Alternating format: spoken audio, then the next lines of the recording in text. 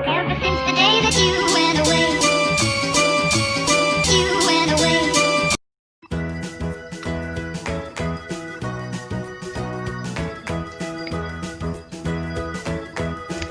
Assalamualaikum warahmatullahi wabarakatuh. Saya Vinonda Adi Pramita, NIM A510190214. Dari kelas 3D akan menjelaskan mengenai mind mapping yang telah saya buat, yaitu masalah bahasa anak. Di sini terdapat faktor penyebab, karakteristik, dan sikap guru, orang tua, kemudian teman terhadap masalah bahasa anak. Yang pertama, saya akan menjelaskan mengenai faktor penyebab. 1. Masalah pada kemampuan bicara dan bahasa. Di sini terdapat keterlambatan bicara dan keterlambatan bahasa anak. 2. Gangguan pendengaran. Gangguan pendengaran kondusif karena suatu penyakit. Kemudian kerusakan sel sensorik dalam telinga. Kemudian gangguan pendengaran kompleks akibat kerusakan fungsi di telinga luar atau gangguan pusat pendengaran akibat rusaknya syaraf atau jaringan otak. Yang ketiga yaitu disabilitas. Contohnya seperti anak autis. Itu ikut menjadi penyebab anak mengalami masalah perkembangan bahasa. Faktor disabilitas lainnya yaitu cacat lahir, yakni Down syndrome dan cerebral palsy, juga ikut mempengaruhi. Selain itu, masalah yang dialami saat masa kehamilan, seperti gizi buruk atau anak prematur. Yang keempat, masalah pada mulut, contohnya ketika lidah menempel ke dasar mulut sehingga menyulitkan anak membuat suara-suara tertentu. Yang kelima, faktor genetik, misalnya dalam suatu keluarga atau anggota keluarga yang lain memiliki riwayat keterlambatan bicara, maka kemungkinan besar anak juga akan mengalami hal serupa. Kemudian faktor lingkungan, seperti teman sebaya atau orang lainnya yang mengajarkan bahasa yang tidak pantas atau kata yang kasar atau jorok, yang menyebabkan bahasa yang anak gunakan juga mengikuti mereka. Kemudian yang terakhir, faktor lainnya, seperti keterlambatan pemahaman bahasa orang dewasa yang perkataannya itu panjang dan rumit, kemudian kurangnya interaksi dengan orang lain, terlalu pasif dalam pergaulan, kemudian terlalu mengandalkan komunikasi non-verbal, kemudian kurang dipedulikan orang lain karena dianggap sama sekali tidak bisa berbicara atau memahami orang lain. Kemudian ketika ditanya, jawabannya diwakili oleh orang lain.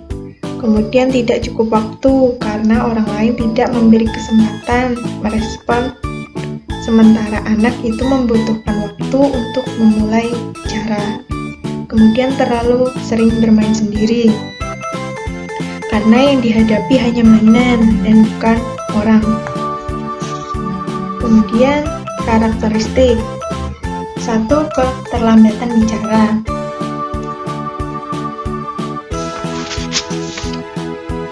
Yaitu apabila seorang anak mampu memahami dan berkomunikasi secara nonverbal, tetapi tidak bisa mengungkapkannya dengan kata-kata, itu disebut keterlambatan bicara. Kemudian contoh lainnya, kesulitan ketika menyebut beberapa huruf seperti D, L, R, S, T, dan Z. Kemudian kelambanan memahami bunyi dan ketidakmampuan mengucapkan atau melafalkan huruf. Contoh lainnya juga gagap saat berbicara. Kemudian karakteristik yang kedua yaitu keterlambatan bahasa. Anak yang bisa mengatakan beberapa kata namun tidak bisa merangkainya menjadi sebuah kalimat yang bisa dipahami itu merupakan keterlambatan bahasa. Contohnya sulit mengenal dan mengingat huruf.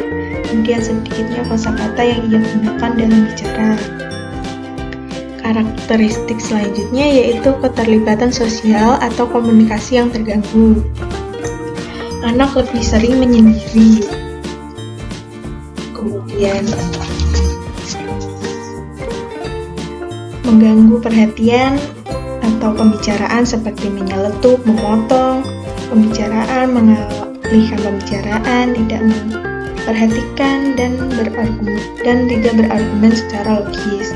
Kemudian sifat menilai, ketika anak mengkritik atau memberi panggilan yang tidak pantas atau tidak menyenangkan kepada orang yang diajak bicara. Kemudian anak sering takut, cemas, dan perasaan yang terganggu saat mereka berkomunikasi. Kemudian anak sering berkata jorok karena mengikuti kata-kata orang lain. Kemudian sikap guru, orang tua, atau keluarga dan teman terhadap masalah bahasa anak. Sikapnya yaitu ajak mereka bicara. Biasanya orang yang lebih tua menjadi panutan ketika anak berbicara. Usahakan setiap berbicara dengan mereka gunakan bahasa yang baik dan tentu saja benar. Selain itu, gunakan pengucapan yang jelas agar mereka bisa memahami dan mengerti pembicaraan apa yang dilakukan. Kemudian hindari tunjuk benda karena beberapa anak yang malas berbicara dan mengandalkan keinginan dengan menunjuk benda atau menangis. Akhirnya mereka harus mengalami gangguan perkembangan bicara. Usahakan untuk membiarkan anak berbicara apa yang mereka inginkan. Jangan gunakan tangisan atau hanya menunjuk saja. Yang ketiga, berikan tontonan atau film yang baik untuk memperkaya kosakata mereka. Namun, tidak hanya memberikan tontonan atau film yang baik saja dalam mengembangkan bahasa, karena film atau televisi sebenarnya hanya komunikasi saja. Kemudian, berikan anak bahasa yang baik digunakan untuk kesehariannya. Ajarkan anak untuk dapat memilah bahasa apa yang baik digunakan saat berbicara dengan teman, orang yang lebih tua, dan yang lebih muda. Kemudian hargai anak ketika berbicara. Berbicaralah pada anak setiap hari dan pandanglah mereka ketika berbicara atau mendengarkan mereka. Biarkan mereka tahu bahwa mereka itu penting. Yang keenam yaitu tanamkan budaya membaca. Buatlah kegiatan membaca menjadi menyenangkan dan menarik bagi anak. Lakukan setiap hari agar terbiasa. Kemudian hindari kata kasar, marahi atau nasihati anak jika melakukannya. Kemudian yang ke-8, mengajarkan ekspresi emosi yang tepat. Guru atau orang tua bisa mengekspresikan kata-kata dengan ekspresi yang tepat, sehingga anak bisa memahami bahasa yang diberikan. Kemudian yang terakhir, ajarkan anak untuk selalu berbicara baik terhadap teman, agar memberikan pengaruh positif juga terhadap lingkungannya. Sekian penjelasan mengenai mind mapping masalah bahasa anak.